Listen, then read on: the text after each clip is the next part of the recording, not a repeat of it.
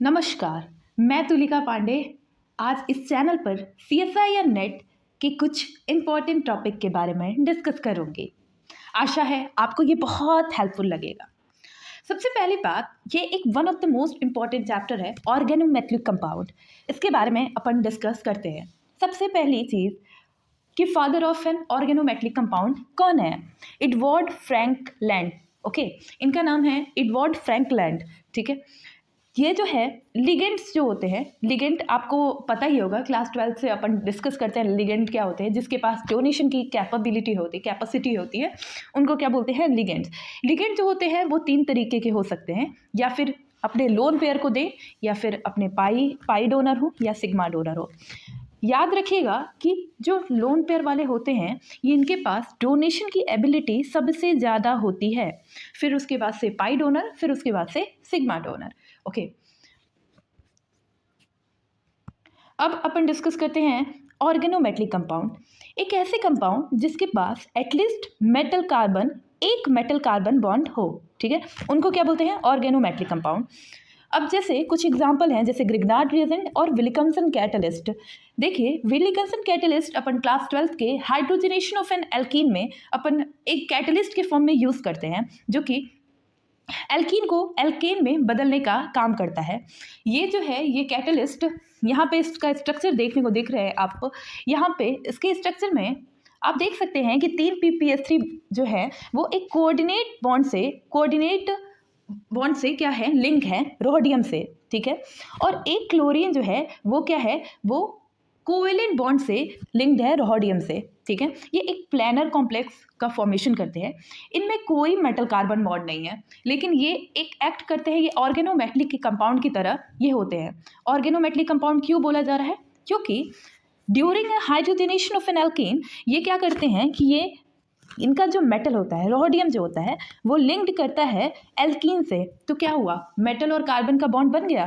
तो इस तरीके से ये एक ऑर्गेनोमेट्रिक कंपाउंड की तरह बिहेव करते हैं और ये एक ऑर्गेनोमेट्रिक कंपाउंड होते हैं। दूसरा, जैसे कि हम इस definition of an organometallic compound में देख रहे हैं कि एटलीस्ट एक मेटल कार्बन बॉन्ड होना चाहिए, लेकिन आप देख रहे हो कि यहाँ NaCN में क्या है कि इसके पास मेटल कार्बन बॉन्ड है, सोडियम है और CN है। ठीक है, कार्बन और मेटल के बीच में बॉन्ड बनता है, लेकिन एक ये नॉन मेटलो ऑर्गेनोमेट्रिक कंपाउंड है। ठीक है, ये एक नॉन ऑर्गेनोमेट्रिक कंपाउंड है। ठीक, अब आते हैं कुछ और भी डिस्कस करेंगे कि कितना क्लासिफिकेशन किस तरीके से ऑर्गेनोमेट्रिक कंपाउंड का होता है, बॉन्डिंग कौन कौन सी प्रेजेंट होती है, सारी चीज़ें अपन डिटेल में डिस्कस करेंगे। ठीक है, देखिए, सबसे पहली चीज़ आती है कि बॉन्डिंग इन ऑर्गेनोमेट्रिक कंपाउंड। अभी देखें अपने कि अभी आप ऊपर देखें कि जब हम रोडियम की बात कर रहे थे तो कोऑर्डिनेट बॉन्ड प्रेजेंट था, कोवेलेंट बॉन्ड प्रेजेंट था। तो ठीक है, तो उसी तरीके से इसमें भी क्या होता है, इसमें ऑर्गेनोमेट्रिक कंपाउंड में आयनिक बॉन्ड होता है, कोऑर्डिनेट बॉन्ड होता है, कोवेलेंट बॉन्ड होता है। ठीक है, अब ये जो है classification of an organometallic compound, ये 3 तरीके के on the basis of an metal, किस तरीके के मेटल प्रेजेंट है। ठीक है, किस तरीके के मेटल प्रेजेंट हैं, इसके बेसिस पे ये 3 पार्ट में डिवाइड होते हैं। सबसे पहला जो डिवीजन होता है वो होता है मेन ग्रुप का। ठीक है, मेन ग्रुप जो प्रेजेंट होते हैं मेटल एटम मेन ग्रुप के, तो उनके बेसिस पे ऑर्गेनोमेट्रिक कंपाउंड। दूसरा होता है ट्रांजिशन मेटल। ठीक है, और तीसरा होता है लेंथेनॉइड एक्टेनॉइड। ठीक है, इसमें कुछ एग्जाम्पल आप देख सकते हो, यहाँ पे कुछ एग्जाम्पल्स दिए हुए हैं, जैसे यहाँ पे RNGX, BNBULI। ठीक है, यहाँ पे कुछ एग्जाम्पल्स ये आप दिए हुए हैं, आप ये रीड कर लेना। और कुछ जो हैं ट्रांजिशन मेटल, जैसे अभी हम लोग ने विलिकम्सन कैटलिस्ट के बारे में डिस्कस किया, उसका पूरा स्ट्रक्चर देखा, ये सारी चीज़ें अपन डिस्कस की। ठीक है, और यहाँ पे कुछ और भी ऑर्गेनोमेट्रिक कंपाउंड है, ये आप देख लेना। ठीक है, अब आते हैं कि कुछ ऑर्गेनोमेट्रिक कंपाउंड की तीसरा पार्ट आता है कि लेंथेनॉइड एक्टेनॉइड। ये आपके CSIR नेट में आपका ये पूछ चुका है PYQ में। ठीक है, इसमें क्या है कि ये जो होता है, आप देख रहे हो यहाँ पे एक 8 मेंबर की रिंग है, इसको हम 2K से रिएक्शन करा रहे हैं। तो यहाँ पे क्या हो रही है कि यहाँ पे 2 निगेटिव का फॉर्मेशन हो रहा है और उसके साथ में ये डीलोकलाइजेशन का एक स्ट्रक्चर बन रहा है। ये 8 मेंबर की रिंग का एक स्टेबल स्ट्रक्चर, ये टब शेप्ड का फॉर्मेशन होता है। ठीक है, और आप देख रहे हो कि ये 8 मेंबर की ring 4 case reaction in the presence of THF and -30 degree Celsius. तो ये क्या फॉर्मेशन कर रही है, ये एक स्ट्रक्चर फॉर्मेशन कर रही है जिसमें K2C8H8 का फॉर्मेशन हो रहा है।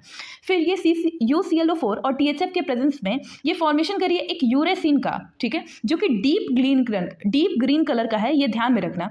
सबसे पहले क्या हो रहा है कि जो हमारा ये स्ट्रक्चर है C8H8 का, ये रिएक्शन किससे कर रहा है, 4K से, THF के प्रेजेंस में, तो K2C8H8 का फॉर्मेशन हो रहा है। उसके साथ में ये फिर से UClO4 और THF से 0 डिग्री सेल्सियस पर रिएक्शन कर रही है, तो एक यूरेसिन का कंपाउंड बन रहा है जो कि डीप ग्रीन कलर का है, ठीक है। अब देखो क्वेश्चन क्या आया था कि लिगेंड प्रेजेंट इन यूरेनोसिन में लिगेंड कौन सा प्रेजेंट है, तो C8H8 इसका एग्जाम ये ध्यान में रखना है, ये क्वेश्चन में पूछ सकता है कि लिगेंड, CSIR का क्वेश्चन पूछा हुआ है कि लिगेंड कौन से प्रेजेंट है यूरेनोसिन में, तो ये क्या है, C8H8 ठीक है। अब इसी के साथ आप ध्यान में रखना कि first main group organometallic compound कौन सा है और first transition metal organometallic compound कौन सा है। तो सबसे पहले first main group organometallic compound, जिसको मेलोड्रस ऑक्साइड भी कहते हैं, इसमें क्या होता है कि आप देख रहे हो बीच में ऑक्सीजन प्रेजेंट है, फिर इधर AS प्रेजेंट है, इधर AS प्रेजेंट है, और साथ साथ में दो CH3 दोनों AS पे लगी हुई है। देखो बीच में O है, बगल में AS, उसके जस्ट बगल में AS, और दो CH3 लगे हुए हैं, इसको बोलते हैं मेलोड्रस ऑक्साइड, ठीक है। दूसरा आता है first transition metal organo compound, जिसको जीसस सॉल्ट भी बोलते हैं। ये बहुत इंपॉर्टेंट है, ये हमारे सेमेस्टर एग्जाम में भी अपन देखते हैं कि पूछता है, ठीक है, अपन पढ़े भी हैं इसके बारे में अच्छे से। फिर इसमें क्या है कि आप देख रहे हो कि बीच में क्या है, प्लेटिनम प्रेजेंट है, और उसके तीनों कॉर्नर पे क्या लगे हुए हैं, क्लोरीन लगे हुए हैं, ठीक है। और चौथे कॉर्नर पे एक double bond C double bond मतलब C एल्कीन लगी हुई है, ठीक है। ये एल्कीन के कंपाउंड है, ठीक है, एकदम क्लियर है ना कि यहाँ पे एल्कीन लगी हुई है, इथीन बोल सकते हो, और यहाँ पे क्या है कि 2-3 जो है क्लोरीन लगे हुए हैं। प्लेटिनम जो है वो डबल मतलब सेकंड ऑक्सीडेशन स्टेट में है, ठीक है। तो ये हमारा क्या हुआ, जीसस सॉल्ट का क्या हुआ, स्ट्रक्चर हुआ, ठीक है। ये हमारा क्या है कि first transition metal organometallic compound है, ठीक है। तो यहाँ पे हम इसको बोलते हैं ट्राइक्लोरोएथिलीन प्लेटिनम सेकेंड, ठीक है। अब हमारा ये सारी चीज़ें, ये हमारा क्या हुआ कि ये स्टार्टिंग का इंट्रो हो गया। गैस अब हम मोस्ट इंपॉर्टेंट टॉपिक के बारे में बात करेंगे, हैप्टिसिटी। गैस ये बहुत इंपॉर्टेंट है, आपको समझ में आना चाहिए कि इसकी नेमिंग कैसे की जाती है, हम क्यों ईटा 1 लिख रहे हैं, कब ईटा 2 लिख रहे हैं, ये ईटा क्या होता है, ये सारी चीज़ें अपन डिटेल में डिस्कस करेंगे, ठीक है। अब बिल्कुल भी घबराइएगा नहीं। सबसे पहली चीज़ आती है हैप्टिसिटी। हैप्टिसिटी अगर हम इसको डिफाइन करें तो the number of an donor atom of a ligand which directly attach to be the metal known as an hapticity. Guys I know आपको समझ नहीं आया होगा, अब हम एक एग्जांपल लेके बताते हैं। सबसे पहली चीज़ जो हैप्टिसिटी होती है ना, वो रिप्रेजेंट की जाती है ईटा से। यहाँ पे देखिए, यहाँ पे क्या दिया हुआ है, यहाँ पे ईटा रिप्रेजेंट है, ठीक है, ये ईटा दिख रहा है। अब ईटा के ऊपर आप देख सकते हो, ईटा के ऊपर एक एक्स दिया हुआ है, ठीक है। इस एक्स को हम बोलते हैं number of an atom which directly attach to with the metal atom. जब डायरेक्टली अटैच होता है मेटल एटम से तो उसको क्या बोलते हैं, एक्स बोलते हैं। गाइस इसको एग्जाम्पल से समझते हैं। सबसे पहले आता है ईटा 1, ठीक है। ईटा 1 कब हम ईटा 1 लिखेंगे, ठीक है, जब एक मेटल एटम सिर्फ एक कार्बन से गाइस अटैच्ड होगा तो उसको क्या बोलेंगे हम, ईटा 1। यहाँ पे भी आप देख सकते हो, यहाँ पे मेटल एटम सिर्फ एक कार्बन से, यहाँ 2 कार्बन तो प्रेजेंट है लेकिन मेटल एटम सिर्फ एक कार्बन से अटैच्ड है। सेम यहाँ पे भी यही है, यहाँ पे भी मेटल एटम सिर्फ एक कार्बन से, यहाँ पे भी मेटल एटम सिर्फ एक कार्बन से अटैच्ड है, ठीक है। इसका स्ट्रक्चर आप देखोगे तो ये बना कुछ इस टाइप का होता है। ये मेटल है, यहाँ पे C है, इस C पे 3 CH3 ग्रुप जुड़े हुए हैं, ठीक है, 3 CH3 ग्रुप जुड़े हुए हैं। ये नीचे वाले में भी क्या है, एक आपको CH3 देखने, यहाँ पे भी एक CH3 देखने को मिलेगा, ठीक है। तो इस तरीके से 3 CH3, और मेटल किससे जुड़ा है, एक कार्बन से जुड़ा हुआ है। आप देख सकते हो यहाँ पे सिर्फ मेटल एक कार्बन से जुड़ा हुआ है, ठीक है। समझ में आ रहा है, तो ये हो जाएगा हैप्टिसिटी 1, ठीक है। मेटल एटम सिर्फ एक कार्बन से, ये नहीं हो सकता है कि number of an metal atom ज़्यादा हो, लेकिन वो सिर्फ एक कार्बन से जब जुड़े होंगे तो उसको क्या बोलेंगे, हम बोलेंगे कि वो उसकी हैप्टिसिटी 1 है, ठीक है। उसी तरीके से आप यहाँ पे भी देखो, यहाँ पे भी मेटल क्या है, एक मेटल क्या है, एक लिगेंड से जुड़ा हुआ है। इसी तरीके से यहाँ पे भी CH2 CH3 के एक कार्बन से, यहाँ पे भी एक कार्बन से, ठीक है, यहाँ पे भी एक कार्बन से, तो ये सारी की हैप्टिसिटी क्या हो जाएगी, 1 हो जाएगी। अब देखो यहाँ पे एक और नया केस आता है, the ligand which bridge more than one metal, जब एक से ज़्यादा मेटल से एक ऐसा लिगेंड, जब एक से ज़्यादा एटम से क्या हो, यहाँ लिखा है ना more than one metal atom से ब्रिड्ज हो, ठीक है, तो उसको क्या बोलते हैं, ब्रिड्जिंग लिगेंड। ये मोस्ट इंपॉर्टेंट है। देखिए आप एग्जांपल से समझेंगे। देखिए यहाँ पे एग्जांपल ब्रिड्जिंग लिगेंड का दिया है। देखिए यहाँ पे ये है आपका लिगेंड, ठीक है, ये एक से ज़्यादा मेटल एटम से क्या है, जुड़ा हुआ है, तो इसको क्या बोलेंगे, ब्रिड्जिंग लिगेंड। यहाँ पे भी आप देख रहे हैं ये एक लिगेंड है, यहाँ पे आप देख सकते हो कि ये एक लिगेंड है, ये एक लिगेंड है, ये क्या है, ये तीन मेटल एटम से जुड़ा हुआ है, तो इसको क्या बोल सकते हैं, इसको बोल सकते हैं ब्रिड्जिंग लिगेंड, ठीक है। जब कोई भी आपका लिगेंड, ठीक है, वो क्या हो, एक से ज़्यादा मेटल एटम से जुड़ा हुआ हो, तो उसको क्या बोलते हैं, ब्रिड्जिंग लिगेंड। लेकिन इसकी हैप्टिसिटी एक ही होगी, क्योंकि मेटल एटम सिर्फ एक ही कार्बन से जुड़ा हुआ है, ठीक है, तो इसकी जो हैप्टिसिटी होगी वो एक ही होगी।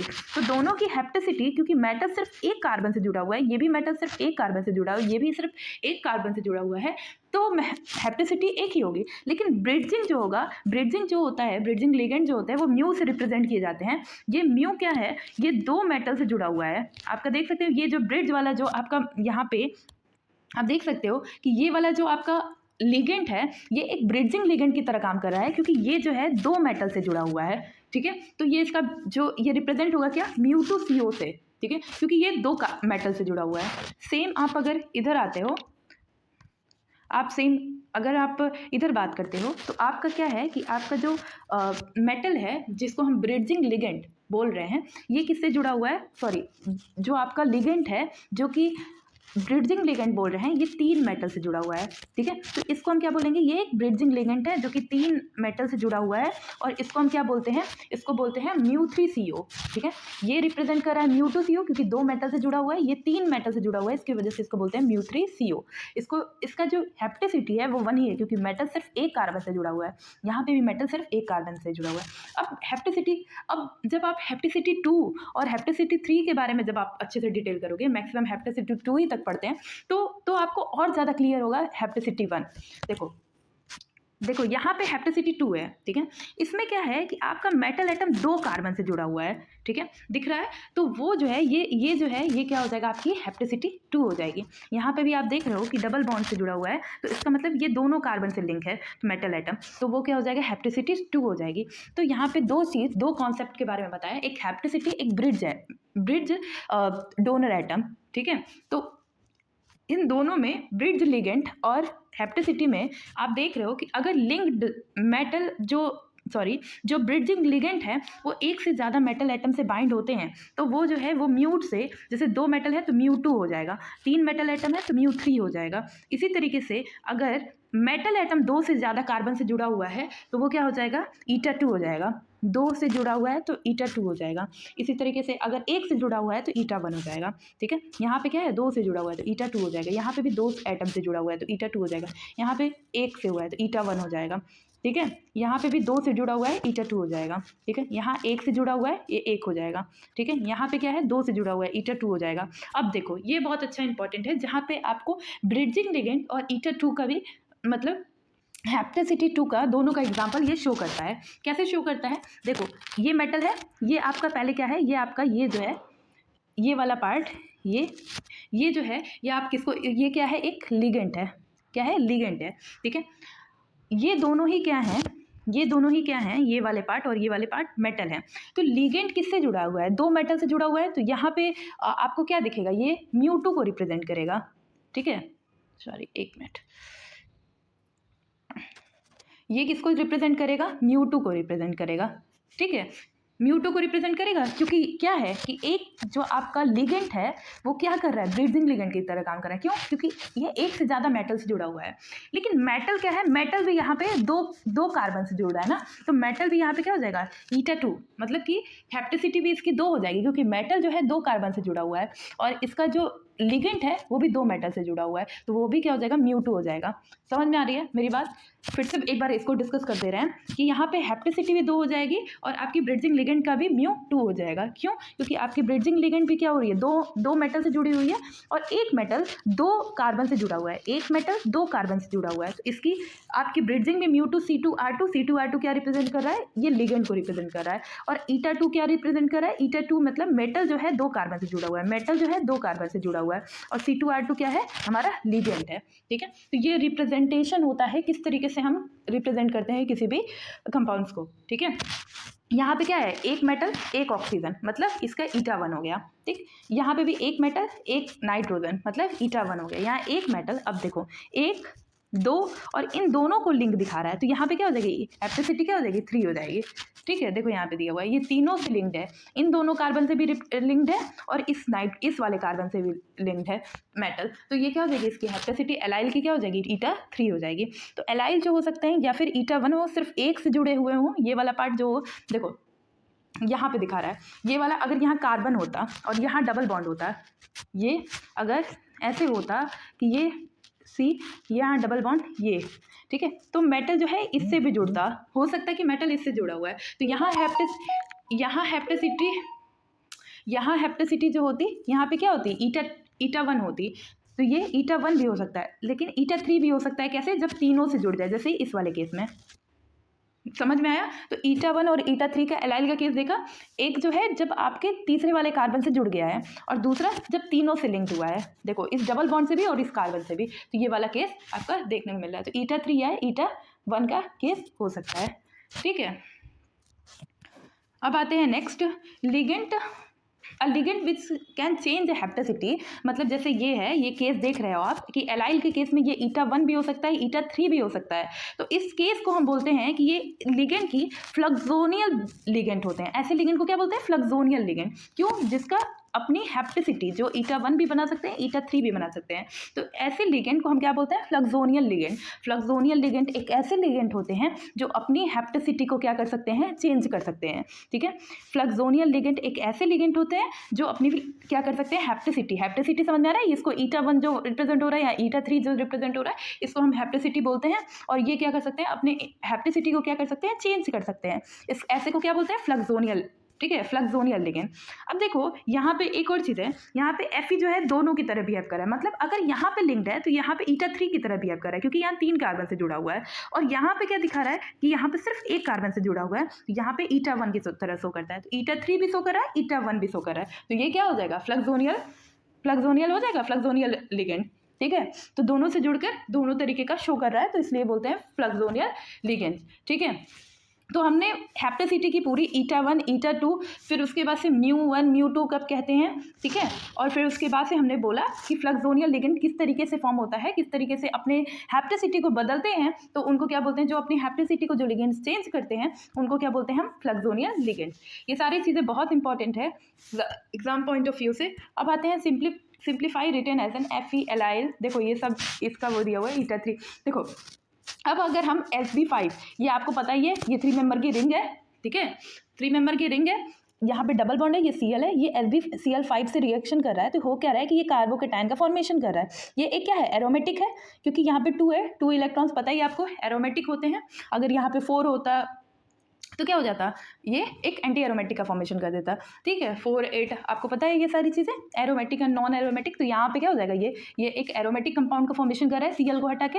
ठीक है, तो अगर यहाँ से मेटल एटम ये जुड़ गया, ठीक है, तो ये क्या हो जाएगा, तीनों से जुड़ा हुआ है, ये आप देख रहे हो कि 3 कार्बन से जुड़ा हुआ है, तो ईटा क्या हो जाएगी, 3, तो C3H3 ईटा3 हो जाएगी। ठीक है, ईटा3 C3H3। ठीक है, इसी तरीके से यहाँ पे भी मेटल जुड़ा हुआ है, तो यहाँ पे भी क्या हो जाएगी, ईटा3 C3PPS3। ठीक है, पीएच थ्राइस। ठीक है, यहाँ 3 कार्बन का कंपाउंड है C3 एंड पीएच थ्राइस, और ये तीनों से जुड़ा हुआ है मेटल, देखने को दिख रहा है आपको। बस ये देखना है कि कितने कार्बन से मेटल जुड़ा हुआ है। अगर 3 कार्बन तो 3 ईटा3 हो जाएगा, ईटा3। और अगर 2 कार्बन से जुड़ा हुआ है तो ईटा2, और 1 कार्बन से जुड़ा हुआ है तो ईटा1। यहाँ पे आप देख रहे हो, यहाँ पे 4 कार्बन से जुड़ा हुआ है, ये देख रहे हो, तो ईटा4 हो गया। यहाँ पे भी 2, यहाँ पे भी 2। ठीक है, तो 4 कार्बन से ईटा4, यहाँ पे भी 4 कार्बन से जुड़ा हुआ है, यहाँ पे भी 2, यहाँ पे भी 2। ठीक है, तो ये क्या हो जाएगा, ईटा4 हो गया। ये सारे एग्जाम्पल आप बहुत ध्यान से देख लेना, जितनी भी चीज़ें, जितने भी हम आपको अभी बता रहे थे, मेटल, नॉन मेटल, अरे मेटल, ट्रांजिशन ऑर्गेनोमेटलिक कंपाउंड, फिर मेन ग्रुप ऑर्गेनोमेटलिक कंपाउंड, वो जितने हम अभी डिस्कस नहीं किए थे उनके एग्जाम्पल सारे अभी डेप्थ में, उनके नेम, उनके स्ट्रक्चर, सारी चीज़ें डिटेल में डिस्कस करेंगे। ओके, अब आप देखो यहाँ पे क्या है, मैंने अभी बोला ना 4 इलेक्ट्रॉन्स जिसमें होते हैं, यहाँ पे आप देख रहे हो कि 2-2 इलेक्ट्रॉन्स है, 4 इलेक्ट्रॉन्स है यहाँ पे। ये क्या है, एक एंटी एरोमेटिक कंपाउंड है। ये क्या होते हैं, एंटी एरोमेटिक कंपाउंड अनस्टेबल होते हैं। अब देखो यहाँ पे क्या होगा, ये 2, यहाँ 2, यहाँ 2, ओवरऑल कितने हैं इस पे, 6 इलेक्ट्रॉन्स हैं। तो ये क्या हो जाएगा, एरोमेटिक हो जाएगा। ठीक है, इसी तरीके से यहाँ पे क्या है, 2 है, तो ये भी क्या हो जाएगा, एरोमेटिक कंपाउंड हो जाएगा। तो ये दोनों ही क्या हो जाएंगे, एरोमेटिक हो जाएंगे। ये क्या हो जाएगा, non aromatic, sorry anti aromatic हो जाएगा। ठीक है, ये क्या हो जाएगा, एंटी एरोमेटिक, और ये एरोमेटिक। एरोमेटिक क्यों, क्योंकि इसके पास 2 इलेक्ट्रॉन है, इसके पास 6 इलेक्ट्रॉन है। आपने पढ़ा होगा वो सारे जो रूल्स होते हैं aromatic and non aromatic and anti aromatic के। ठीक है, नहीं पढ़ा होगा तो जब हम एरोमेटिक वाला पार्ट पढ़ाएंगे तो उसमें पूरे अच्छे से डिस्कस करेंगे। अभी आप इतना समझ लो कि 2 हुए, 6 हुए, ठीक है, 12 हुए, ये सारे 2, 10, 2, 6, 12, ये सब जो होते हैं वो एरोमेटिक में आते हैं। 4, 8 इलेक्ट्रॉन्स वाले जो होते हैं वो सारे एंटी एरोमेटिक में आते हैं। ठीक है, और जिसमें कोई आपको इस तरीके के कंजुगेशन नहीं दिखने को मिलेंगे, वो क्या हो जाएंगे, आपके नॉन एरोमेटिक हो जाएंगे। जिसमें बीच में कोई ऐसा CH3 ग्रुप आ जाता है या फिर कंजुगेशन बेसिकली नहीं देखने को मिलता है, तो वो क्या हो जाएंगे, आपके नॉन एरोमेटिक हो जाएंगे। ठीक है, तो ये aromatic, non aromatic and anti aromatic की बात हो गई। अब देखो यहाँ पे आप देख सकते हो कि ये कितना से जुड़ा हुआ है। यहाँ पे 2 कार्बन, यहाँ पे 2 कार्बन, मतलब ये कितने से जुड़ा है, 4 से। ठीक है, इसके साथ यहाँ पे भी लगे हुए हैं, तो ये इसकी हैप्टिसिटी कितनी हो जाएगी, 4 हो जाएगी, क्योंकि ऊपर कितने जुड़े हुए हैं, 4 कार्बन से जुड़े हुए हैं, तो कितनी हो जाएगी हैप्टिसिटी, 4 हो जाएगी। ठीक है, ये पूरा एक लिगेंड है। इस ऐसा मत काउंट करना कि अब इसको भी काउंट करने लगो, ये पूरा एक लिगेंड है। ठीक है, ये पूरा एक लिगेंड है। ये वाले पार्ट को, जो स्टेबल वाला पार्ट इससे कितने लिंक्ड है उसको हम काउंट करते हैं, ईटा 4। ठीक है, सेम यहाँ पे भी आता है। ठीक है, यहाँ पे भी अगर हमारा देखो CP, अब देखो बहुत बार CP की बात करेंगे, डायरेक्टली हम बोलेंगे CP2, CP4 ऐसे करके बात करेंगे, तो याद रखना इसको बोलते हैं साइक्लोपेंटाडाइन। साइक्लोपेंटाडाइन क्या है, 5 कार्बन का एक कंपाउंड है जिसमें 2 डबल बॉन्ड है, जो कि इस तरीके से रिप्रेजेंटेड है, जैसे यहाँ पे डबल बॉन्ड है, यहाँ पे डबल बॉन्ड है। ठीक है, और बीच में कार्बन जो है CH2 के फॉर्म में है। ठीक है, ये इंपॉर्टेंट कंपाउंड है। CP पूरे आपको ऑर्गेनोमेटलिक कंपाउंड के पूरे उसमें आपको चैप्टर्स में देखने को मिलेगा। आप यहाँ ये देख लीजिए कि इसको बोलते हैं साइक्लोपेंटाडाइन। अब हम डायरेक्ट इसको CP बोलेंगे तो आप समझ जाइएगा कि हम इसी स्ट्रक्चर की और इसी नेम की बात कर रहे हैं, साइक्लोपेंटाडाइन की। ठीक है, अब देखो यहाँ पे इस साइक्लोपेंटाडाइन से क्या हुआ है, हमारा ईटा 5 जो है, सॉरी मेटल जो है जुड़ गया है। मेटल जो है इससे क्या हुआ है, एक अटैचमेंट जो फॉर्म किया है, इससे क्या फॉर्मेशन हो रहा है, ईटा 5, क्योंकि 5 कार्बन है, ईटा 5 का फॉर्मेशन किया है। देखो इसमें क्या है, पूरा कंजुगेशन हो रहा है, तो ईटा 5 का फॉर्मेशन हुआ है। यहाँ पे क्या है, इस 3 कार्बन से सिर्फ जुड़ा हुआ है, यही 3 कार्बन में क्या है, कंजुगेशन दिखा रहा है, ये 3 कार्बन से जुड़ा हुआ है, तो ईटा 3 होगा। यहाँ 1 कार्बन से जुड़ा हुआ है, ईटा 1, और यहाँ पे क्या है, 5 कार्बन से जुड़ा हुआ है, तो क्या हो जाएगा, क्योंकि 5 में क्या है, कंजुगेशन है। ठीक है, 5 में कंजुगेशन होने की वजह से ये क्या है कि ईटा 5 का फॉर्मेशन हो जा रहा है। ठीक है, जब आपको ऐसे दे देना, जब भी आपको कोई स्ट्रक्चर बना के दे दे और बीच में सर्कल से आपको M दबा दे, तो आप M लगाने से क्या होगा कि आप नंबर ऑफ कार्बन काउंट करो। जैसे यहाँ पे कार्बन कितने हैं, 1, 2, 3, 4, 5, ये 5 कार्बन का कंपाउंड है, तो 5 ईटा हो जाएंगे। अगर पूरे से लिंक कर देता है तो 3 से करता है तो ईटा 3, 1 से करता है तो ईटा 1। इसी तरीके से आप यहाँ भी देखो, यहाँ पे भी क्या है, 5 से कर दिया है। ठीक है, तो ये क्या हो जाएगा, ये क्या हो जाएगा आपका ईटा 5। ठीक है, और CP तो आपको बता दिया, साइक्लोपेंटाडाइन। ठीक है, अब आते हैं, ये 6 का है, 6 कार्बन का है कंपाउंड, आपको पता ही होगा ये क्या है। ठीक है, अगर नॉर्मली रहता तो बेंजीन होता। ठीक है, अब ये 1 कार्बन से सिर्फ जुड़ा है, ये अंदर सर्कल में नहीं जा रहा है, इसका मेटल देखो 1 कार्बन से बस लिंक कर रहा है, तो ईटा 1 हो गया। अगर यही सर्कल में चला जाएगा तो ईटा 6 हो जाएगा। ठीक है, यहाँ पे क्या है कि सिर्फ 6 कार्बन से जुड़ा हुआ है, तो ईटा 6 हो जाएगा। यहाँ पे क्या है कि ये इन दोनों से जुड़ा हुआ है, तो यहाँ पे देख रहे हो, इस वाले डबल बॉन्ड से और इस वाले डबल बॉन्ड से मेटल जुड़ा हुआ है, तो क्या हो जाएगा, ईटा 4 हो जाएगा। ठीक है, तो आपको बहुत इंपॉर्टेंट है कि आप इसके लिंक किससे लिंक कर रहा है, किससे जाके अटैच्ड हो रहा है मेटल, ये आप ध्यान दें। यहाँ पे क्या है कि सिर्फ 2 कार्बन से जुड़ा हुआ है, तो ईटा 2 हो जा रहा है। यहाँ पे क्या है, 4 कार्बन से जुड़ा हुआ है, तो ईटा 4 हो जा रहा है। यहाँ पे क्या है, 6 कार्बन से, क्योंकि ये अंदर के सर्कल के अंदर चला गया है मेटल का लिंक, तो ये 6 कार्बन से। ये सिर्फ 1 कार्बन से जुड़ा हुआ है, क्योंकि सिर्फ देख रहे हो आप, मेटल 1 कार्बन से अटैचमेंट दिखा रहा है, तो ये आपका ईटा 1 हो जाएगा। यहाँ पे क्या है, यहाँ पे 6 कार्बन से जुड़ा हुआ है नीचे वाले, तो ये क्या हो जाएगा, ईटा 6 हो जाएगा। ठीक है। तो आपको ईटा 1, ईटा 2, ईटा 3, ईटा 4, ईटा 5, ईटा 6 किस तरीके से हम नेम करेंगे, आई थिंक आपको ये क्लियर हो गया। ठीक है, आप यहाँ पे देख रहे हो कि ये क्या है, ये आपका 1 2 3 4 5 6 7 मेंबर की रिंग है, जिससे क्या हो, सी जो है 3 पीएच जो है उनके साथ क्या है, लिंक्ड कर रहे हैं। अब क्या हो रहा है कि सबसे पहले इससे रिएक्शन करवाने के लिए हमको क्या करना पड़ेगा, एक H प्लस आयन को रिमूव करना पड़ेगा। एक H प्लस आयन रिमूव करने के बाद से क्या हुआ, ये कंजुगेशन वाली रिंग हो गई। ये देखो यहाँ पे ये एक ट्रोपो रिंग हो गई, ये याद रखना, ये भी नाम बहुत याद रहेगा, जब बार बार ये ट्रोपो फॉर्मेशन करेगा। जब ट्रोपो बोलेगा तो आपको यही करना है कि 7 मेंबर की रिंग बनानी है और एक प्लस बनाना है। ठीक है, ये ट्रोपो फॉर्मेशन हो गया। ठीक है, ट्रोपोनियम रिंग हो गई, ट्रोपो फॉर्मेशन होगा। अब देखो ट्रोपो प्लस हो गया, अब इससे क्या हुआ कि इससे एक मेटल जुड़ गया। यहाँ देखो इस रिंग से क्या हुआ, एक मेटल रिंग हो गया। अब ये 7 मेंबर की रिंग है तो इसलिए ईटा 7।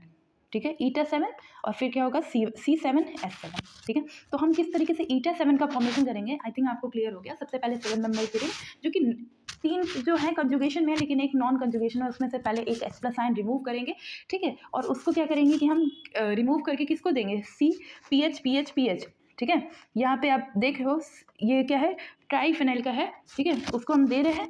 फिर क्या हो रहा है, ये ट्रोपो का फॉर्मेशन हो रहा है। ये ट्रोपो से क्या हो रही है, मेटल एटम जुड़ रही है, तो हो क्या रहा है हमारा 7 का ईटा 7 का फॉर्मेशन हो रहा है। इससे यहाँ पे क्या हो रहा है, 1 से, यहाँ पे क्या है 5 से जुड़ा हुआ है, यहाँ कितना है 6 से जुड़ा हुआ है, यहाँ किससे 1 से जुड़ा हुआ है, यहाँ कितने से जुड़ा है, ये हो गया आपका 6 से जुड़ा हुआ है, ये कितने से जुड़ा हुआ है, देखो 1 से जुड़ा हुआ है, ये कितने से जुड़ा है 5 से जुड़ा हुआ है, ये कितने से जुड़ा हुआ है, यहाँ पे पूरा कितना है, ये क्योंकि अंदर दे दिया है, ये आपकी ये लाइन देख लो अंदर दे दिया है, तो ये क्या हो जाएंगे 6 से हो गया।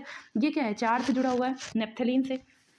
ठीक है, यहाँ पे कितना है, ये 3 से, ये 1 2 3 4 से जुड़ा हुआ है। ठीक है, यहाँ पे कितने हैं, ये 2 से जुड़ा हुआ है, यहाँ पे क्या है, ये आपके पूरे 6 से जुड़ा हुआ है। इसको बोलते हैं कॉट। ठीक है, जब ऐसी रिंग होती है तो इसको क्या बोलते हैं, कॉट। ठीक है, ये नेम भी याद रखना, कॉट कब बोल रहे हैं। ठीक है, ये कितने मेंबर की रिंग है, ये देखो 1 2 3 4 5 6 7 8। ठीक है, 1 2 3 4 5 6 7 8। जब 8 मेंबर की रिंग होती है तो कॉट बोलते हैं, जब 7 मेंबर की रिंग होती है तो ट्रोपो बोलते हैं, और जब 6 मेंबर की रिंग होती है तो आपको पता ही है। ठीक है, फिनाइल बेंजाइल ये सब यूज़ करते हैं। और जब आपकी 5 मेंबर, ये देखो यहाँ पे ये है 5 मेंबर, तो CP बोलते हैं। 5 मेंबर के लिए याद रखो CP। ठीक है, साइक्लोपेंटाडीन। और 7 मेंबर के लिए ट्रोपो, और आपका 8 मेंबर के लिए क्या यूज़ करते हैं, कॉट। ठीक है, तो ये ध्यान रखना, फिर से बोल दे रहे हैं। सबसे पहले 5 मेंबर के लिए CP यूज़ करते हैं। ठीक, CP। और आपका 7 मेंबर के लिए क्या यूज़ करते हैं, ट्रोपो। ठीक है, ट्रोपो यूज़ करते हैं, ये लिख लेना एक जगह, नहीं होता है तो। और 8 मेंबर के लिए क्या यूज़ करते हैं, अभी हम लोगों ने देखा कि 8 मेंबर के लिए